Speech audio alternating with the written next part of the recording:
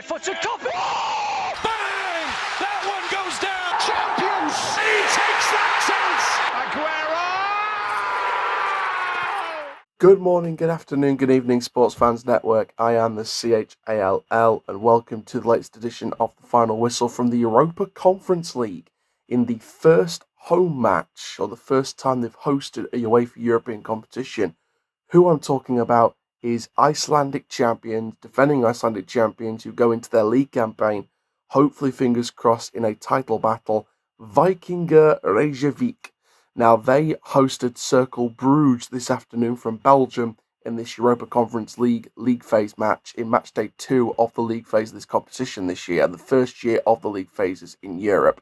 Now, before we get started, make sure you do like, comment, subscribe, click the notification bell so you never miss another edition of the Final Whistle and any other video on the channel as well. Check out all the recent content, including our YouTube shorts, Barrow signing Charlie Kirk, Burton getting rid of Mark Robinson as head coach, and much, much more. We do have plenty more action to come though this week. We've got Europa League action tonight, we've got Championship action on Friday, and we also have Bradford on location away from home in League 2 on Saturday.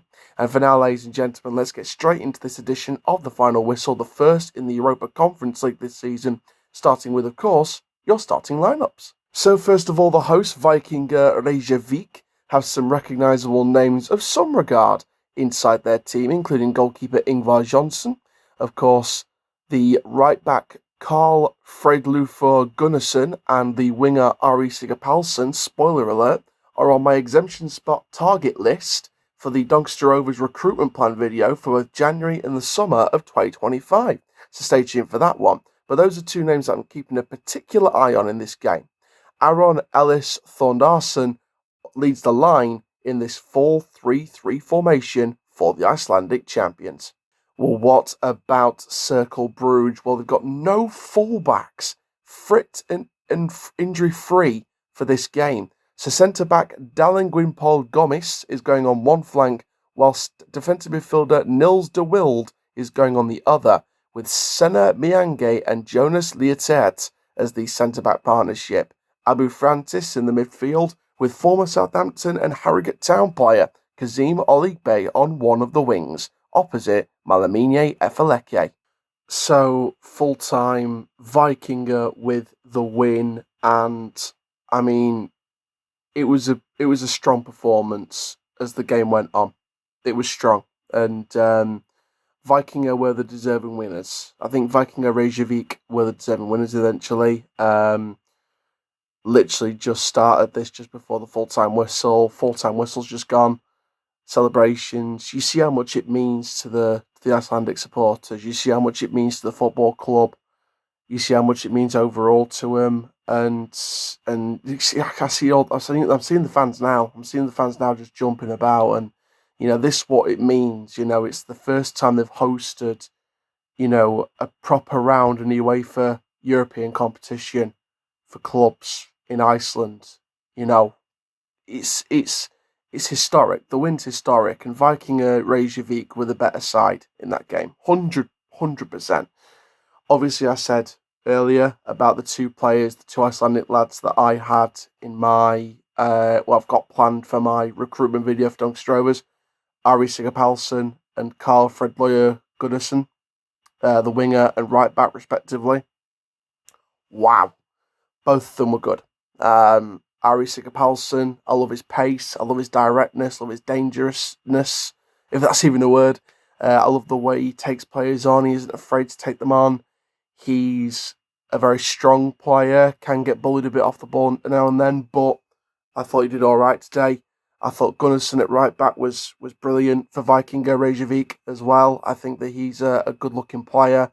He's the exact type of right back that I think Grant McCann would need. But enough about Doncaster Rovers. Let's focus on Víkingur Reykjavík.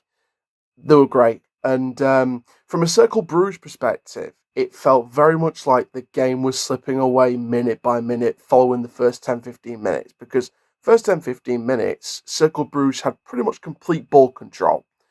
And obviously they got their goal first. Kazim Oligbe, ex-Southampton, ex-Harrogate, obviously getting the goal. It was a good goal overall for me. But then what happened to Cercle Brugge?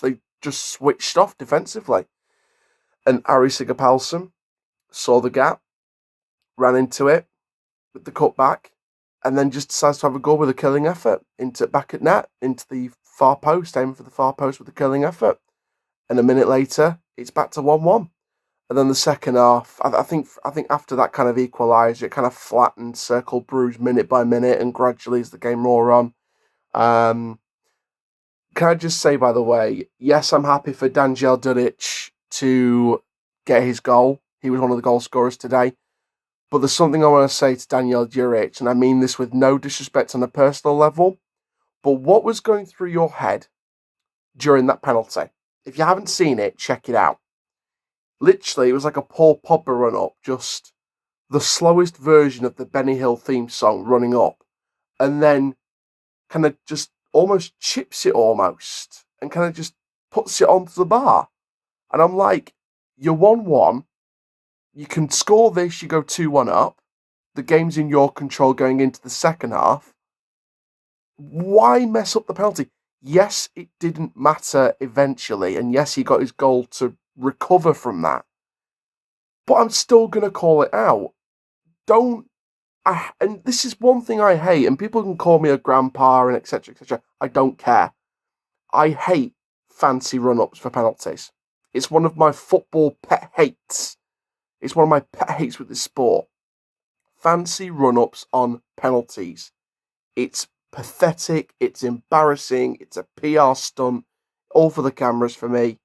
Just run up, pick a corner in your mind, whether you're going to score it or not, and just be confident. But don't be too cocky and arrogant running up and, all that malarkey. Just blast it in the back of the bloody net. Blast it into a corner. Blast it into the back. Blast it anywhere. Don't run up like Benny Hill and chip it onto the bar because you think you're a Panenka specialist.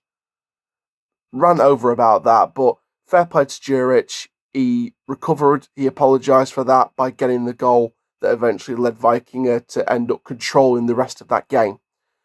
But 3-1, good win for Víkingur, an historic win for the football club. For Cercle Brugge, it is back to the drawing board. So let's go into my man of the match. And of course, it's simple, really. And there's a reason why I've chosen this guy over a couple of other players. Gísli Thórdarson in the midfield for Víkingur Reykjavík. 1 assist in that game. He won the most duels in that match with 11. The most dribbles in that match with 3. In terms of his pass accuracy, 21 out of 28, a 75% officially in the statistics books. 50% successful dribbles. He won every tackle he made. He was successful in every long ball in terms of accuracy and every cross in terms of accuracy that he put in that match before he got taken off.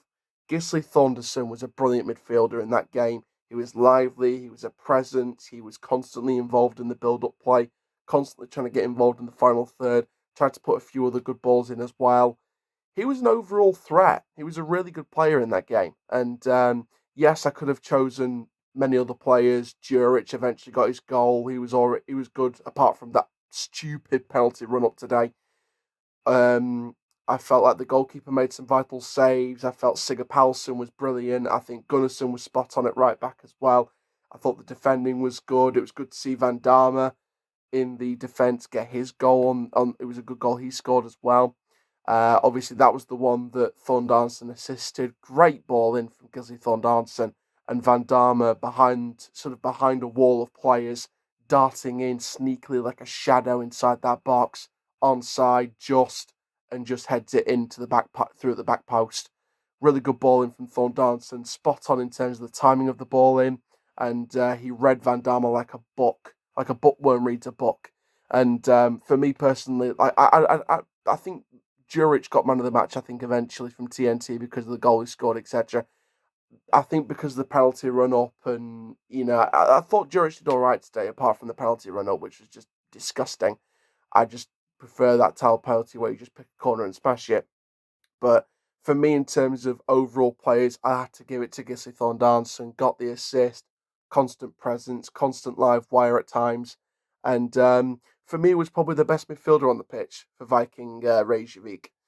Any Víkingur or Icelandic football fans, comment down below who do you think man of the match is, but I would have probably given it to Gísli Thórdarson, who is the official Sports Fans Network man of the match. So there we are, ladies and gentlemen. That is another edition of the final whistle over and done with. Víkingur Reykjavík 3, Cercle Brugge 1. We are back tonight for Fenerbahce versus Manchester United, and of course tomorrow on our social media accounts, which you can follow, all in the description down below, we'll be announcing our Friday coverage, and then at Valley Parade on location on Saturday in Bradford, it will be Bradford City versus Doncaster Rovers. We'll present to you a play-by-play official match reaction with raw reactions as part of the Final Whistle series. And for now, ladies and gentlemen, thank you very, very much. I am the CHALL. Ta-ra for now, and that is full time here on SFN. Right foot to copy. Oh, bang! That one goes down. Champions! He takes that.